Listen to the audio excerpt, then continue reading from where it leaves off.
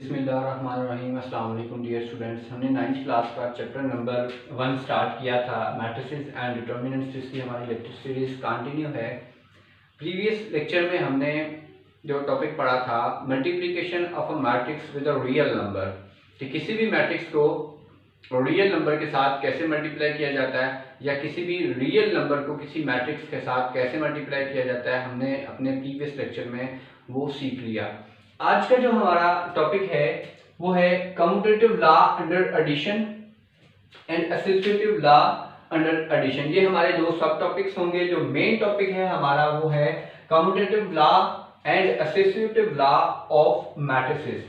Commutative law and associative law of addition of matrices के matrices से commutative law and associative law कैसे apply होता है उसको हम सीखेंगे आज के टॉपिक में। तो पहला जो हमारा सब टॉपिक होगा वो है कम्यूटेटिव लॉ अंडर एडिशन।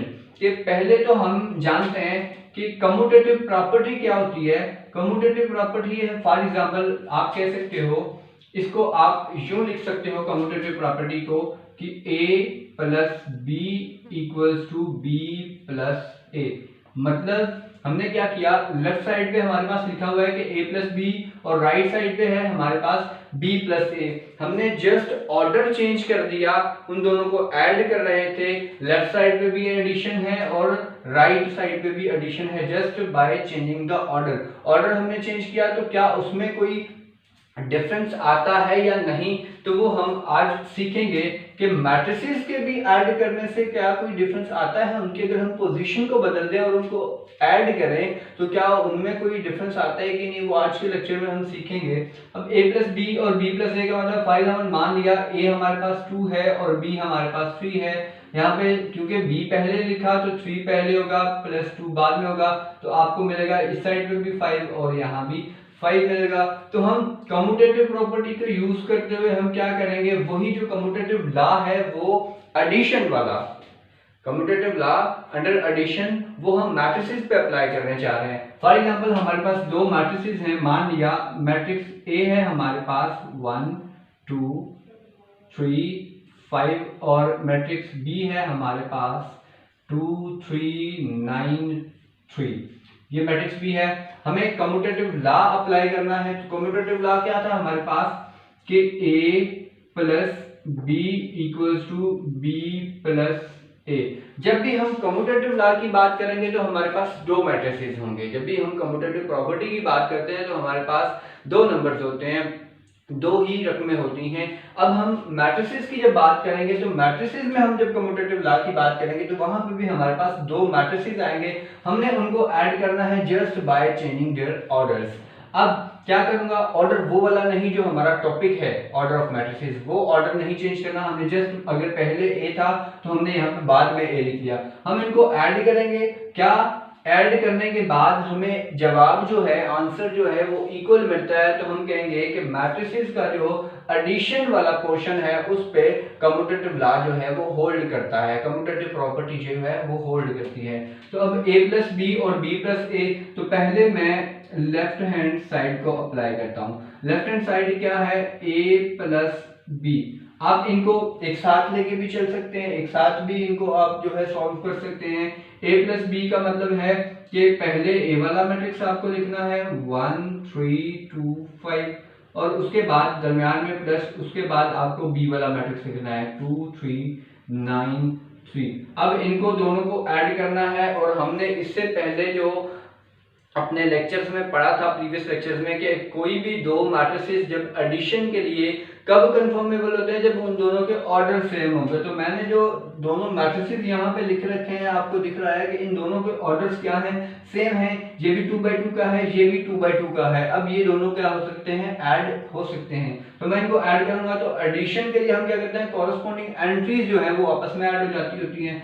तो ये यूं कुछ बन जाएगा 1 प्लस 2 3 प्लस 3 2 प्लस 9 5 प्लस 3। तो ये जब ऐड हुए तो हमें आंसर मिलेगा 3 6 11 और 8। ये मुझे मिल गया लेफ्ट हैंड साइड का आंसर।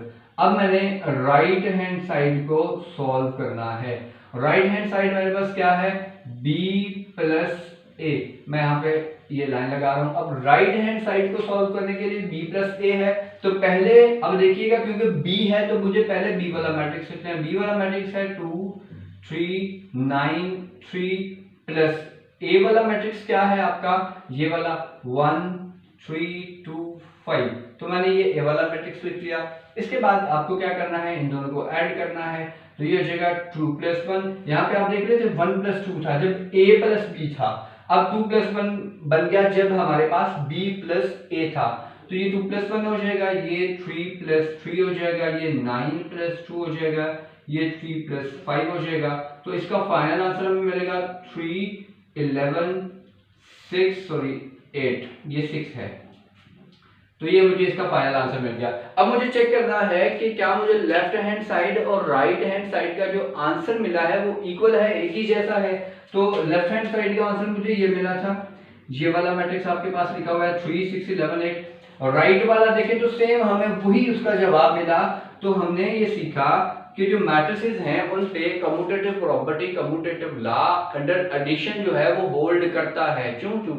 क्योंकि हमें लेफ्ट हैंड साइड और राइट हैंड साइड का जो आंसर है वो हमें इक्वल मिल गया। तो इस तरह से हमने सीख लिया कि कम्यूटेटिव लॉ अंडर एडिशन हमने मैट्रिसेस पे अप्लाई कर दिया। अब हमें एसोसिएटिव लॉ की बात करनी है, मैट्रिसेस पे अप्लाई करना है अंडर एडिशन कि जमा का ही होगा ये, जैसे हमने यहाँ पे देखा। अब कम्यूटेटिव की जब भी बात होती है तो हम दो मैट्रिसेस की बात करते हैं, दो चीजों की बात करते हैं, और एसोसिएटिव की जब बात होगी तो अब हमेशा से तीन मैट्रिसेस की बात करेंगे, तीन चीजों की बात करेंगे। एसोसिएटिव लॉ में आप डिनोट यू करते हैं क्योंकि तीन मैट्रिसेस होंगे, जब दो थे तो मैंने ए और बी मान लिया। अब क्योंकि यहाँ पे तीसरा मैट्रिक्स भी कोई ऐड होगा तो वो हम फॉर एग्जाम्पल सी कर लेते हैं। फॉर एग्जाम्पल हमारे पास तीन मैट्रिसेस हैं, ए 1 3 5 7, उसके बाद एक मैट्रिक्स है बी है 2 3 4 3, उसके बाद सॉरी ये 3 लिखा हुआ है, उसके बाद एक मैट्रिक्स सी मान लिया मैंने, वो है मेरे पास 1 3 2 1, ये मेरे पास सी मैट्रिक्स है। अब जैसे मैंने एसोसिएटिव लॉ के लिए ये चीज फार्मूला टाइप ये मैंने एक लिखा था यहाँ पे, तो ऐसे ही ये प्रॉपर्टी है इसकी, ऐसे ही जो एसोसिएटिव है उसकी भी एक प्रॉपर्टी होती है। क्योंकि तीन वेरिएबल्स यूज हो रहे हैं, तीन वेरिएबल्स के लिए ए दरम्यान में प्लस यूज करना है क्योंकि अंडर एडिशन है, A plus B plus C equals to A plus B plus C. अब देखें यहाँ पे भी लेफ्ट हैंड साइड पे भी ए प्लस बी प्लस सी है, राइट हैंड साइड पे भी ए प्लस बी प्लस सी है। तो यहाँ पे तो कुछ चेंजिंग थी, ऑर्डर्स की चेंजिंग थी, यहाँ पे किस चीज की चेंजिंग होगी, यहाँ पे आपके पास ब्रैकेट्स की चेंजिंग होगी। पहले ब्रैकेट आ जाएगी पहले दो नंबर्स पर और फिर ब्रैकेट आ जाएगी आखिरी दो पर। पहली जो ब्रैकेट है लेफ्ट हैंड साइड वाली, आप इसको चेंज भी कर सकते हैं, बट ये है कि होगा ये कि डिफरेंट होंगी दोनों साइड्स पे। अगर आपने लेफ्ट हैंड साइड पे ब्रैकेट जो है वो पहले दो मैट्रिसेस के जो नाम है उन पे ए बी पे लगाई है, तो राइट साइड पे आपको बी सी पे लगानी है। ये एसोसिएटिव लॉ है, इसकी प्रॉपर्टी होती है। अब आपको इसको सॉल्व करना है, तो पहले यहाँ पे लिखा हुआ है कि a प्लस बी प्लस सी, तो मैं इसकी पहले यहाँ पे लेफ्ट हैंड साइड को सॉल्व कर रहा हूँ। लेफ्ट हैंड साइड है हमारे पास a प्लस बी प्लस सी और यहाँ पे ब्रैकेट है।